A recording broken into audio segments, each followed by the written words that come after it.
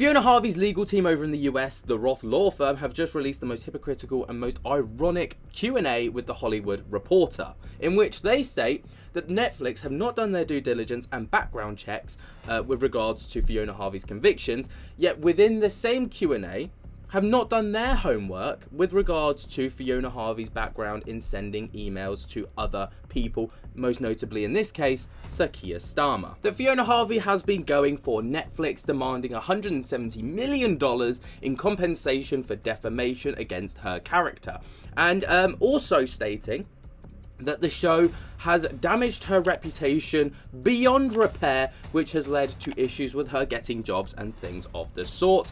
And that's kind of where we've been at. Now, we've looked over in previous videos the grounds in which Fiona Harvey's law case stands on, whether it stands in the UK and the US, and in the information that we've been delivered so far. But over the past couple of weeks, also past couple of days, Netflix say bring it on to Fiona Harvey's lawyer on how he can win the baby reindeer battle. And this apparently is an exclusive with the Hollywood Reporter, in which the Hollywood Reporter has spoken with Fiona Harvey's lawyer's Roth law firm. I believe his name is Richard Roth. Now, as we scroll through, obviously we get a synopsis of everything that we know so far. So obviously, Richard Gadd alleged that Fiona Harvey, over several years, harassed and stalked him and sent over 41,000 emails, 744 tweets, 100 pages of letters, and 350 hours of voicemails by a woman he once pitied. Alright, so obviously that was apparently Fiona Harvey, and she outed herself in the Piers Morgan interview and said, yeah, that was me. Anyway, so this was quoted by the Roth law firm. They said, quote, "I have no doubt that the character of Martha Baby Reindeer was intended to be a portrayal of me." Sorry, this is Fiona Harvey, stated and obtained by the Hollywood Reporter via her lawyer. "The problem for Richard Gadd is how now, for Netflix, his Baby Reindeer is not a true story at all. I'm not a convicted stalker. I have been charged with no crime.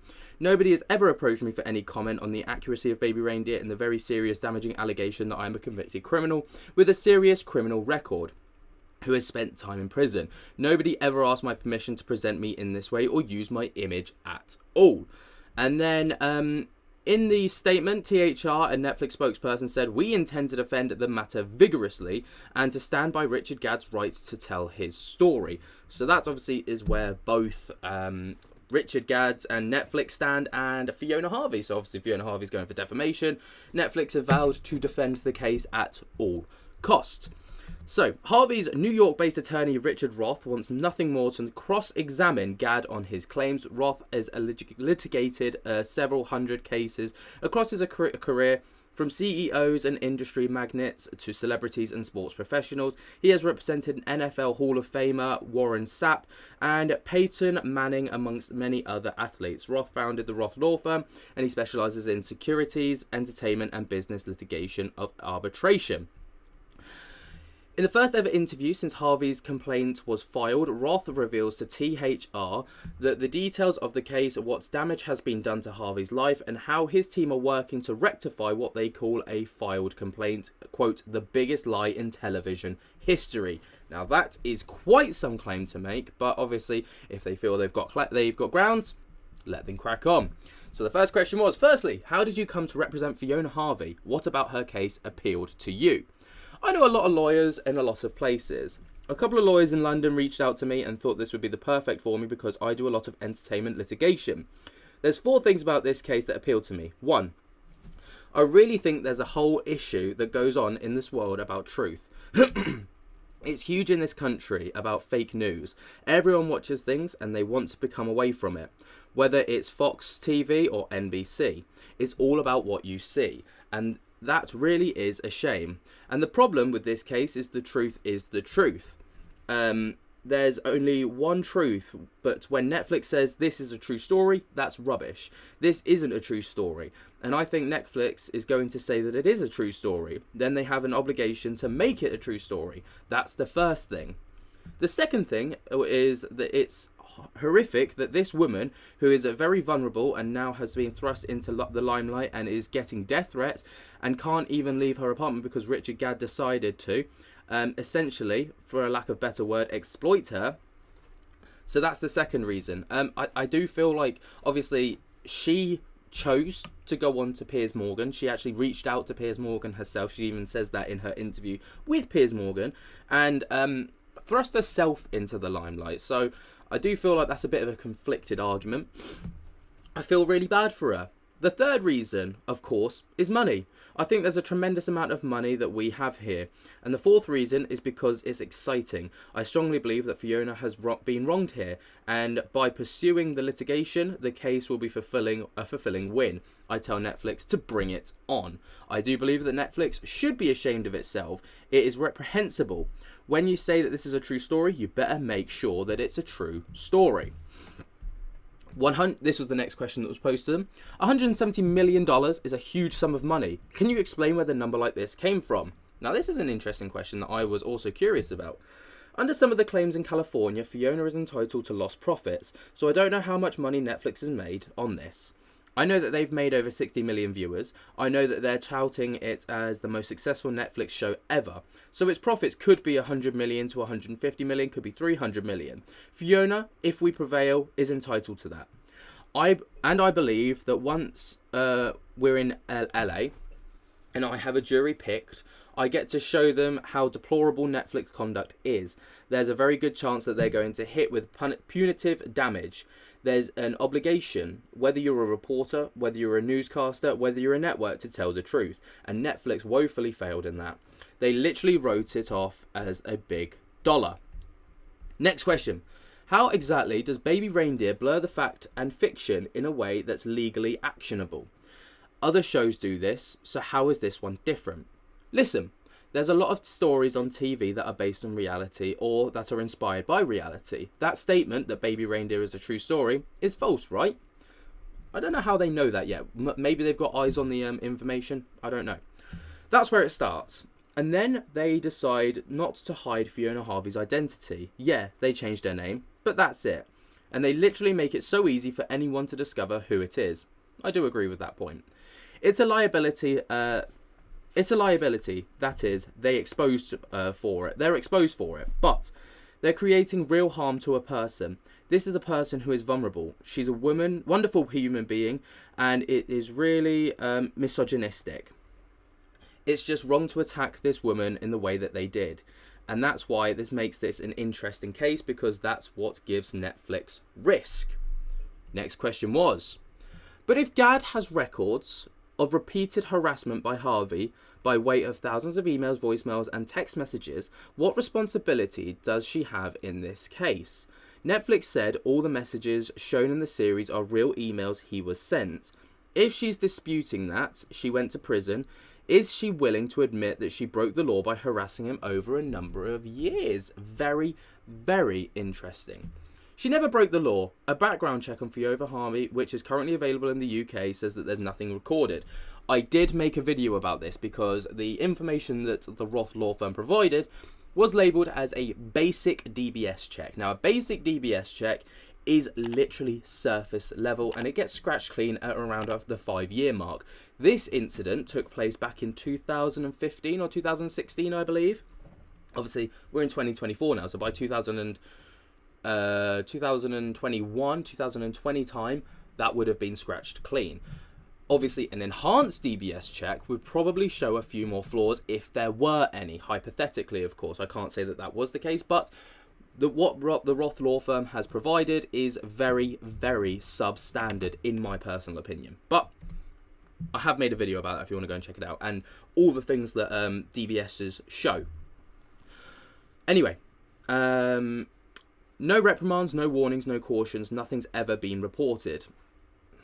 A basic DBS check wouldn't show that.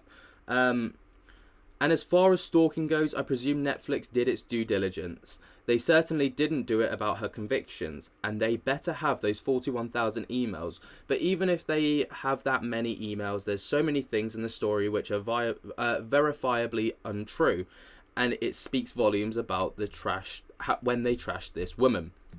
Netflix never ever reached out to her. They never did anything. They did nothing, to confirm the convictions. They did nothing to confirm a lot of things. In their press release, they announced after the complaint was filed that they, quote, "We want to allow Gad to tell his story, not a true story." But his story, which is interesting, which is interesting.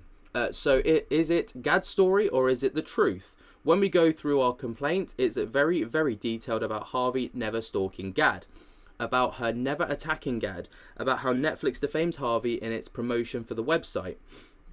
I assume you know Benjamin King, Netflix Director of Public Policy, testified in front of the House of Commons and said that she is a convicted felon. There's so many things they did here which are so wrong. They have to be held accountable.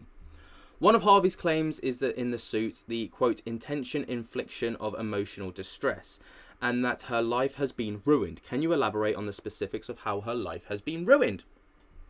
This woman who is afraid to leave her apartment, she literally sits at home all day. She's afraid. She's gotten death threats, which is horrific, by the way. She's gotten a slew of scary communications from people. Everyone knows who she is. Whether I'm a member of the press or I'm on the TV, if I'm going to report a true story on someone, I better make sure that it's actually true. She's not a public figure in the United States and in the UK. It's a lack of standards. If you have a public figure, it's actually easier for the press to go out and claim if you're a public figure. But this woman was minding her own business in the streets of London, and now she's front and centre. She's been tagged in this horrific criminally convicted stalker. She's very, very scared. Gad has been performing Baby Reindeer for years. Why the lawsuit now? Obviously, there's more money now. That's what I'm going to go down the route of. But so he's done this play in front of, I don't know, a couple of hundred people here and there, right? It really was not a sensation. Now that he went on Netflix, the world is watching it. That's the damage. When nobody knew about it, she wasn't in fear of her life. But the fact that Netflix made her a pariah, God, I can't read today, made her enemy number one. And what did she do for it? They made her a convicted felon. And I tell you what, Baby Reindeer right now is on track to become one of Netflix's most popular series of all time. I believe right now it's ranking 10th most popular in history. They're just doing very, very, very well with the promotion and audience viewing of its series. I know Richard Gadd has been on national tour in the US. He spoke to New York last week. He was on the Today Show. He's promoting at the risk of causing actual harm to Fiona. Next question. Gadd has said that he went to great lengths to disguise the real-life identity of Martha, but does the speed in which she was identified undermine that? Absolutely. I think about it. They didn't change her accent. We know it's a Scottish accent. They didn't change the name of the bar, the Hoppy Pub, that she went in Scotland, right? They didn't change her looks, right? It's very similar to what she looks like. They didn't change the tweets and they were sent back and forth about hang your curtains. The Baby Reindeer, none of that. It took nanosecond to find out who Fiona was. I'm in the entertainment business. I know what you do. I don't make it a Scottish stalker. You don't make... What? I know what you do. You don't make it a Scottish stalker. You make it an Italian stalker. Whatever different ethnicity, nationality. They did nothing. Everything out there leads to one person.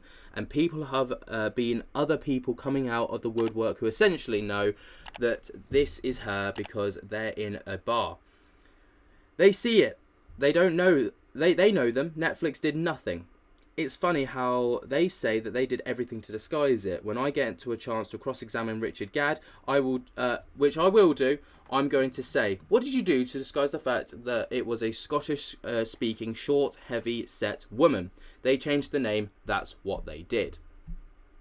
Now, I am not going to continue because obviously this is a huge article and there are a lot of other questions that were asked and posed to the lawyers, but you've touched on it. Basically, the next set of questions were, you've touched on it, but how much more could Netflix have done to disguise the people who inspired by these characters? The next question was, but there are some discrepancies in terms of how she was identified as the real-life stalker who inspired the show.